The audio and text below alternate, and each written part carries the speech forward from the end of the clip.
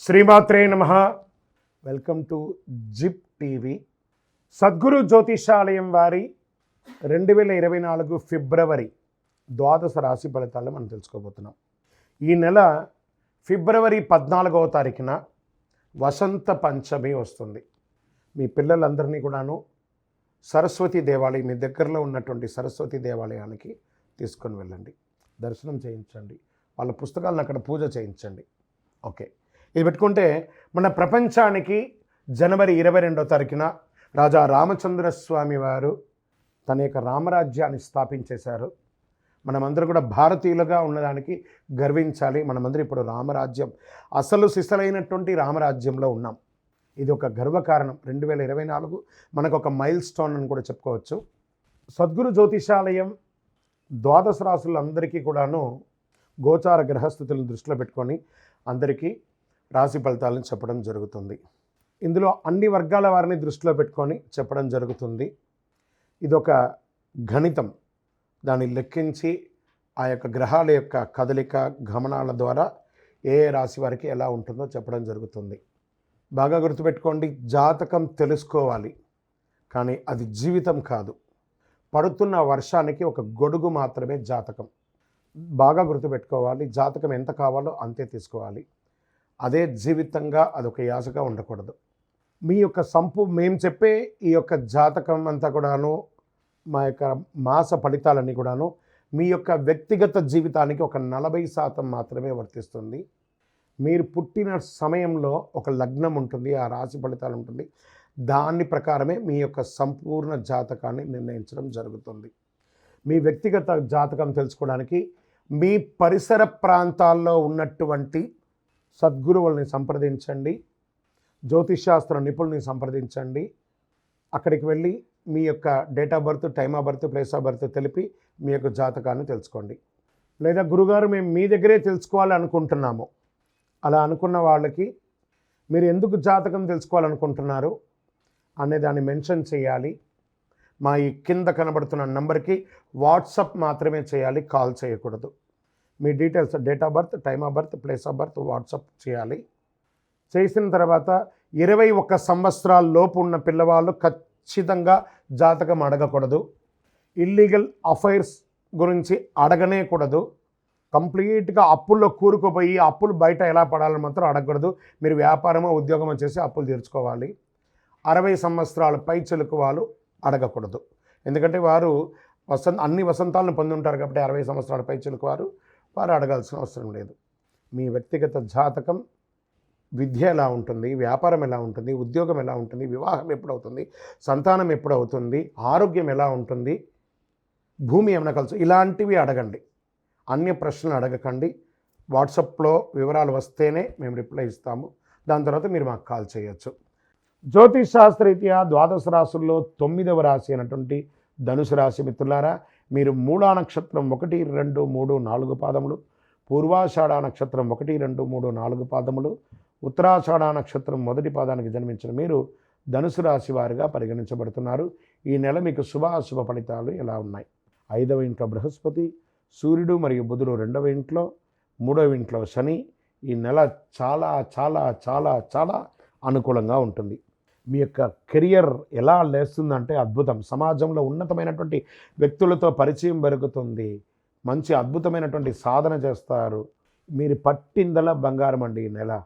ఏమండి, మళ్ళీ నాకు వెంటనే కింద కామెంట్ పెట్టకండి, గురుగారు మీరు చెప్తూనే ఉన్నారు మా ధనుసు రాశికి బాగాలేదు ఇలా ఉందని. ఈ బాగాలేదన్న వాళ్ళు ఒకళ్ళిద్దరు మాత్రమే కొనాలి. వేల సంఖ్యలో అదృష్టాన్ని వాళ్ళు పరీక్షించుకొని గొప్ప స్థితికి వెళ్ళారు. కామెంట్ చేయడానికి ముందు మీ ప్రయత్నం లోపం లేకుండా చేయండి, అప్పుడు అద్భుతమైనటువంటి ఫలితాలు మీకు ఖచ్చితంగా వస్తుంది. ధనుసు రాశి వారికి మళ్ళీ చెప్తున్నాను, 300 సంవత్సరాల తర్వాత జరిగే యోగం గత 4-5 నెలలుగా జరుగుతుంది. ఇది ఇంకొక 1.5 ఇయర్ ఇలా కొనసాగుతుంది. ధనుసు రాశి మిత్రులారా, మీరు పడ్డ కష్టాలు చాలండి. ఇక మీదట మీకు యోగం అంటే యోగం. ఉద్యోగం లేదా వస్తుంది, వివాహం కాలేదా వస్తుంది, సంతానం లేదా వస్తుంది, గృహం కావాలా వస్తుంది, వాహనం కావాలా వస్తుంది, గొప్ప ధనికులు అవుతారు, చాలా అద్భుతమైనటువంటి ఆరోగ్యం వస్తుంది. మీరు ఏ పని చేసినా అది మల్టిపుల్ అవుతుంది. ఇంపోర్ట్ ఎక్స్పోర్ట్ బిజినెస్ కలిసి వస్తుంది. విద్యార్థులు పిహెచ్డీలు పొందుతారు, విదేశీయానం వెళ్తారు, విదేశాలకి స్టక్ అయిన వాళ్ళందరూ విదేశాలకు వెళ్తారు. మళ్ళీ మళ్ళీ చెప్తున్నాను, ధనుసు రాశిలారా మీ యొక్క అదృష్టాన్ని పరీక్షించుకోండి ప్రయత్నం చేసి. వ్యాపార పెట్టుబడులు మల్టిపుల్ ప్లేస్లో బిజినెస్ పెడతారు. Multiple expansion of your business, franchise model కానీ బ్రాంచ్ మోడల్ కానీ ఇలా పెరుగుతారు. బ్యాంకింగ్ సెక్టార్ వారికి చాలా బాగుంటుంది, ఐటీ సెక్టార్ వారికి చాలా బాగుంటుంది. ఎన్ని రకాలుగా అంటే డిఫెన్స్ ఉన్న వాళ్ళకి, పోలీసు వాళ్ళకి, ప్రభుత్వం ఉన్న వారికి మీ సోమరితనాన్ని తీసి పక్కన పడేయండి. ఎలా ఉంటారో మీరే చూడండి. అద్భుతం అంటే అద్భుతం. డిపార్ట్మెంట్ వాళ్ళకైతే ప్రశంసలు, ప్రభుత్వం నుంచి మంచి మంచి ప్రశంసలు, అవార్డ్స్, రివార్డ్స్ పొందుతారు. పర్మనెంట్ రెసిడెన్స్ కోసము H1 కానీ లేదా మీరు రెసిడెన్షియల్ కానీ గ్రీన్ కార్డు కోసం ఇదంతా మంచి సమయం. విదేశాల్లో ఇల్లు కొనుక్కునే వాళ్ళకి కూడా ఇది ఒక యోగం. పెట్టుబడులు పెట్టాలి అని అనుకుంటే నిర్మోహమాటంగా పెట్టుబడి పెట్టండి, సక్సెస్ అవుతారు. రియల్ ఎస్టేట్, స్పెక్యులేషన్స్ ఇవన్నీ కూడా, షేర్ మార్కెట్ కూడా కలిసి వస్తుంది. రాజకీయ నాయకులకైతే యోగం అంటే యోగం అని కూడా చెప్పచ్చు. Overall super. 12 రాశుల్లోనూ ధనుసు రాశి యోగ రాశి అని కూడా చెప్పచ్చు. మీ యొక్క వ్యక్తిగత జాతకాన్ని మా కింద నంబర్ ద్వారా మీ పూర్తి వివరాలు తెలుసుకొని చేయండి. మీ యొక్క అదృష్ట డే అనంటే శనివారం మీకు చాలా కలిసి వస్తుంది. లక్కీ నంబర్ 5 అని చెప్పచ్చు. కార్యసిద్ధి కలిగించే రంగు గ్రీన్ మరియు పింక్ కలర్ కలిసి వస్తుంది. పశ్చిమ దేశ ప్రయాణాలు మీకు చాలా అనుకూలంగా ఉంటుంది.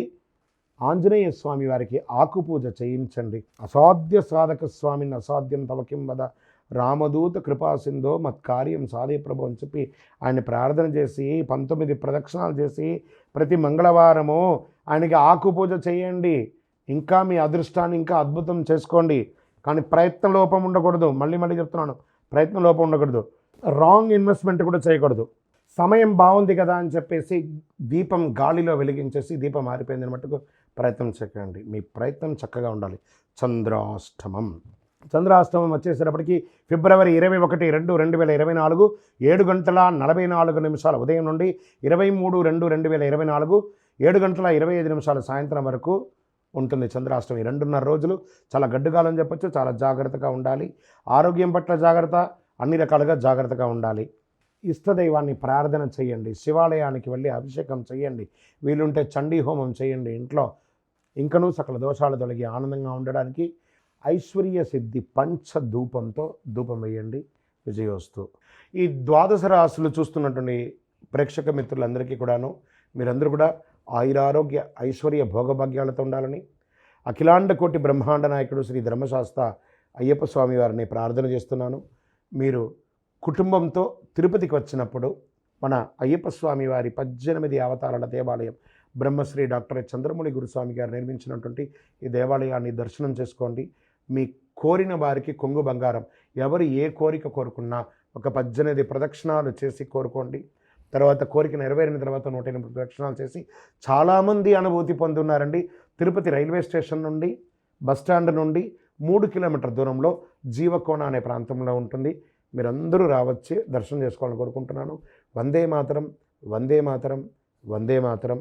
శరణమయ్యప్ప.